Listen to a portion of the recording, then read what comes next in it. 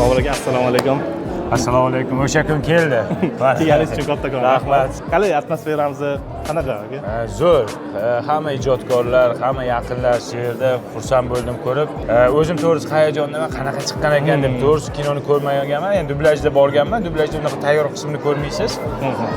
Shunga qiziqyapman, qanaqa chiqqan ekan. Shunga hayajon bor ozgina. Nima deb o'ylaysiz?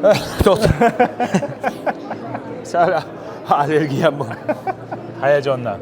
Biz shu narsaga o'rganib qolganmizda, Instagramga ham videolar ishlasak, har bitta videomizni kommentariyasini o'qiymizda, qanday qabul qilishdi, ularga yoqdimi, negativ bo'ldimi, nima bo'ldi, o'shanga qiziqib ko'ramiz.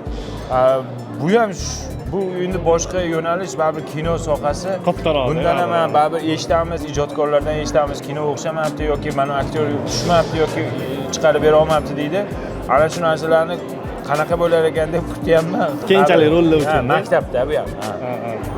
Shunaqa. Sizga o'zi berilmadim savol, agar sizda imkon bo'lganda qanaqa sharbat yaratardingiz? Aytdingiz. Nima sharbat edi? Nima edi?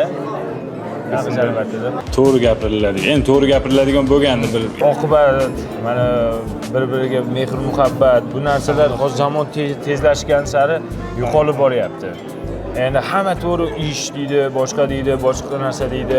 Lekin ana shu oqibatga ham ozgina vaqt ajratilsa yaxshi bo'ladi. Mana oqibat deb og'iz ochdingiz, uylanganlarga nima deysiz? Uylanganlarga? Klubdan chiqib ketadiganlar, sindoshlar, do'stlarga. Ularga ham chiqarish kerak desa. Ular qiyin bo'ladi. Qiyin bo'ladi lekin. Xotini zaharni yo'q qiladi. Unaqa sharbat menimcha hali beri chiqmasa kerak. Bobur aka, sizga kattakon rahmat. Ko'rishamiz.